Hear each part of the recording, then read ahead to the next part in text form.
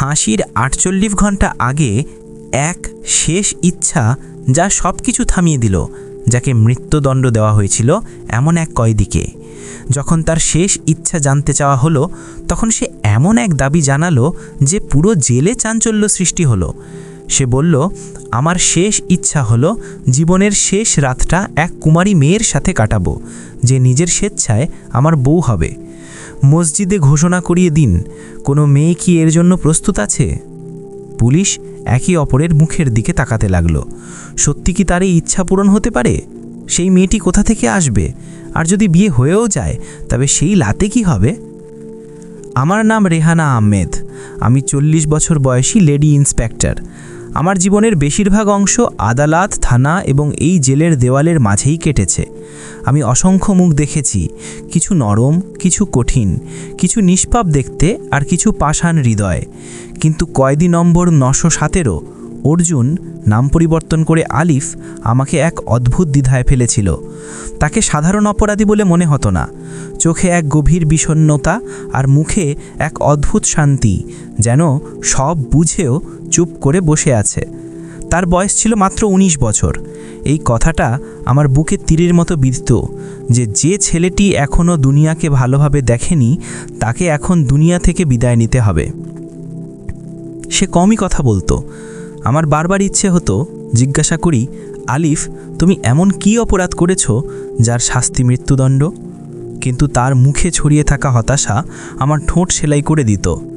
আমি জানতাম এখানে কয়েদিদের সাথে ব্যক্তিগত সম্পর্ক রাখা বারণ, তবুও ভেতরে কোথাও একটা প্রশ্ন বারবার মাথা চারা দিয়ে উঠত, যে এই ছেলেটি কি সত্যি অপরাধী নাকি পরিস্থিতির শিকার? এই চিন্তার মাঝেই আজ আমি একটা বিশেষ নির্দেশ পেয়েছিলাম, একটা নির্দেশ যা শুধু আলিফের শেষ ইচ্ছার সাথে জড়িত ছিল না, বরং আগামী কয়েকদিনের মধ্যে আমাদের পুরো জেলকে নাড়িয়ে দিতে যাচ্ছিল। 2 দিন পরে কয়েদি নম্বর 917 এর মৃত্যুদণ্ড কার্যকর হওয়ার কথা ছিল। এই সময় তাকে তার মা ও বাবার সাথে শেষবারের মতো দেখা করার অনুমতি দেওয়া হলো। এই খবর শুনেই আমার মনে এক অদ্ভুত অস্থিরতা ছড়িয়ে পড়ল। আমি জানতাম মৃত্যুদণ্ড প্রাপ্ত প্রতিটি কয়েদিকে শেষ ইচ্ছা জানানোর অধিকার দেওয়া হয়, সেটা কোনো বিশেষ খাবার হোক, দেখা করা হোক বা অন্য কোনো কামনা। কিন্তু কেউ এতটা অদ্ভুত দাবি করত না। ওই দিনই আমাকে আলিফের শেষ ইচ্ছা জিজ্ঞাসা করার নির্দেশ দেওয়া হলো। আমি ভেবেছিলাম হয়তো সে তার পরিবারের সাথে কিছুটা সময় চাইবে বা কোনো সাধারণ ইচ্ছা প্রকাশ করবে। আমি আস্তে করে জিজ্ঞাসা করলাম, আলিফ, তোমার কোনো শেষ ইচ্ছে আছে যা বলবে পূরণ করার চেষ্টা করা হবে? সে এক মুহূর্ত আমার দিকে তাকিয়ে চুপ থাকলো। তারপর বলল, আমার একটা ইচ্ছে আছে, তবে প্রতিশ্রুতি দিন সেটা পূরণ করবেন।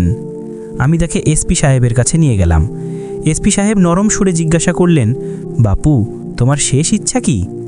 তার মুখ থেকে যে কথাগুলো বের হলো তাতে পুরো ঘর স্তব্ধ হয়ে গেল। আলিফ বলল, আমি জীবনে প্রথম এবং শেষবারের মতো বিয়ে করতে চাই। আমার স্ত্রীর সাথে এক রাত কাটাতে চাই। এসপি সাহেব গম্ভীরভাবে বললেন, বিয়ে তো আমরা করাতে পারি, কিন্তু ভাবো, কোন মেয়ে তোমাকে বিয়ে করবে যখন সবাই জানে যে 2 দিন পরেই তোমার মৃত্যুদণ্ড হবে? আলিফ চুপচাপ শুনতে থাকলো। তারপর বলল, আমি আমার কথায় অটল, স্যার, এটাই আমার শেষ ইচ্ছে। আলিফ বলল, স্যার, আপনি চিন্তা করবেন না, আমার বিয়ে নিজে থেকেই হয়ে যাবে।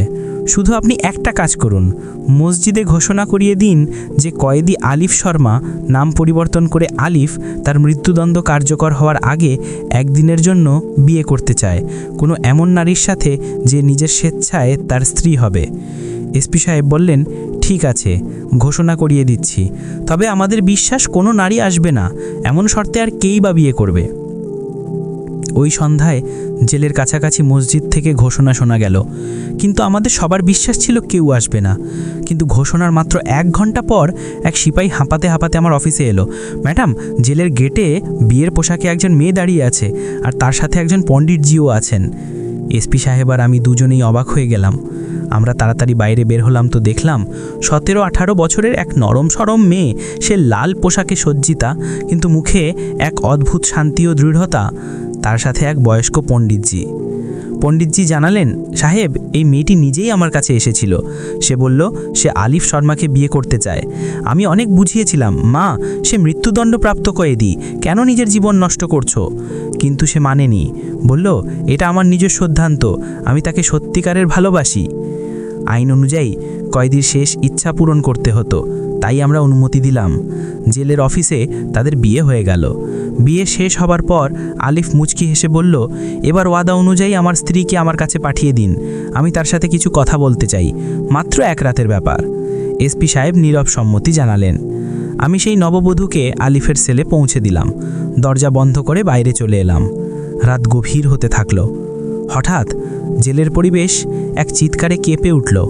আমি দৌড়ে আলিফের সেলের দিকে গেলাম। দরজা খুলেই দেখি সেই মেয়েটি বিয়ের পোশাকে দাঁড়িয়ে আছে, ঘোমটা নিচে আর হাঁসফাঁস করছে। আমি জিজ্ঞেস করলাম, কি হয়েছে? তুমি তো নিজের ইচ্ছায় বিয়ে করে এসেছিলে, এখন কি হলো? সে কেঁপে কেঁপে বলল, আমাকে এখান থেকে বের করুন, আমি এখানে থাকতে চাই না। আমি দরজা খুললাম। মেয়েটি বিদ্যুতের বেগে বাইরে বেরিয়ে গেল, কিছু না বলেই দ্রুত চলে গেল। আমি সেল বন্ধ করে আবার আমার অফিসে ফিরে এলাম। ভোরে এসপি সাহেব রেগে আমার অফিসে প্রবেশ করলেন।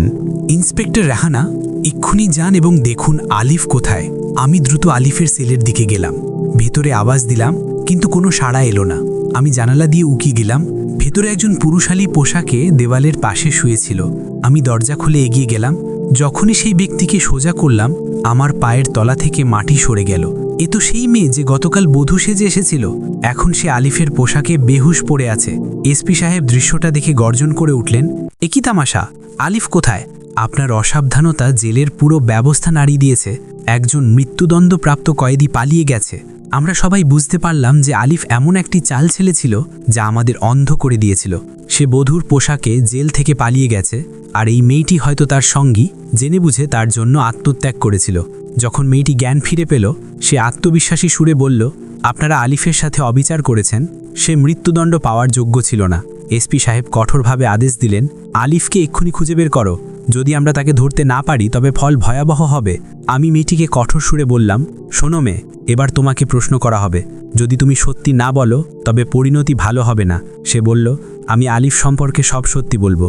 আমি জিজ্ঞাসা করলাম, সে কি সত্যিই তোমার ভাই? তোমরা কি এই নাটক সাজিয়েছিলে? সে কিছুক্ষণ চুপ থেকে ধীরে ধীরে বলল, না, সে আমার রক্তের ভাই নয়। আমি রাগে চিৎকার করে উঠলাম, তবে তুমি এসব কেন করলে? তুমি তাকে বিয়ে করলে কেন? তোমরা দুজনেই জেলকে বোকা বানালে। আলিফ পালিয়ে গেছে, কিন্তু মনে রেখো, আমরা তাকে খুঁজে বের করব। সে আমার চোখের দিকে তাকিয়ে বলল, আপনারা ভুল, সে পালায়নি, সে ফিরে আসবে। সে এখন আমার স্বামী, সে আমাকে ছেড়ে যাবে না। আমি বললাম, তোমার এত বিশ্বাস কেন? সে বলল, যদি আপনি আমার পুরো গল্প শোনেন তবে হয়তো আপনার সিদ্ধান্ত বদলে যাবে। তখন আপনার ধারণা হবে যে আসল অপরাধীকে, আর আলিফ যা করেছে তা কেন করেছে। আমার নাম নিশা, নাম পরিবর্তন করে জয়িতা। সে ধীরে ধীরে বলল, আমার নাম জয়িতা, আর আমার বড় বোনের বাগদান আলিফের সাথে হয়েছিল। আলিফ ছোটবেলা থেকেই সাহসী ছেলে ছিল। সে আমার ফুফাতো ভাই। একদিন রাতে কিছু বকাটে লোক আমাদের বাড়িতে এসে তাকে খুঁজেছিল। আলিফ একা থাকা সত্ত্বেও বুদ্ধির সাথে তাদের সামলেছিল এবং আমাদের রক্ষা করেছিল। সেই রাত ছিল আসন্ন বছরের প্রথম ইঙ্গিত। এরপর প্রতিদিন সেই বকাটেরা আমাদের উত্ত্যক্ত করতে আসত। এক রাতে জানালার কাঁচ ভাঙার শব্দ হলো। কেউ জোর করে ভেতরে ঢোকার চেষ্টা করছিল। আলিফ তখনই বাড়িতে পৌঁছে গিয়েছিল। সে আর সহ্য করতে পারল না, বাইরে বেরিয়ে তাদের সাথে জড়িয়ে পড়ল। সেই লড়াই ছিল খুব ভয়ঙ্কর। আমার বড় বোন তাদের মাঝে চলে এলো এবং সেই হাতাহাতিতে মারা গেল। আলিফের হাতে একজন মারা গেল, কিন্তু সেটা খুন ছিল না, সেটা আমাদের ইজ্জত বাঁচানো লড়াই ছিল। আসল অপরাধী ছিল সেই বকাটেরা, কিন্তু শাস্তি পেল আলিফ। জয়িতা কাঁদতে কাঁদতে বলল, এই দুনিয়ায় দুর্বলদের জন্য কোনো ইনসাফ নেই। আলিফ ভাই কোনো মাসুমের রক্ত ঝরায়নি, সে শুধু তার আত্মমর্যাদার জন্য কাজ করেছিল। জয়িতা তার চোখের জল মুছে বলল, এই সব আলিফের মায়ের পরিকল্পনা ছিল। তিনি বলেছিলেন, আমি আমার আরেক মেয়েকে কুরবানি দেব, কিন্তু আমার ছেলেকে ফাঁসি দেব না। আমি অবাক হয়ে গেলাম। জয়িতা বলল, হ্যাঁ, আমাকে কুরবানি দেওয়া হয়েছে। আমি নিজেকে সেই পরিকল্পনার জন্য পেশ করলাম, যাতে আলিফ বাঁচতে পারে। তার মা তাকে দিল্লির এক বড় উকিলের কাছে পাঠালেন। সেই উকিল আদালতে পৌঁছালেন এবং সত্য সামনে এলো। প্রমাণ হলো যে আলিফ আত্মরক্ষার জন্যই লড়াই করেছিল, সে কোনো অপরাধ করেনি। আদালত তাকে সসম্মানে মুক্তি দিল। আলিফের মৃত্যুদণ্ড হলো না, সে মুক্ত হলো। আমি অনেকক্ষণ ধরে চুপচাপ বসেছিলাম। জয়িতা চলে গিয়েছিল, কিন্তু তার গল্প আমার হৃদয়ে থেকে গেল।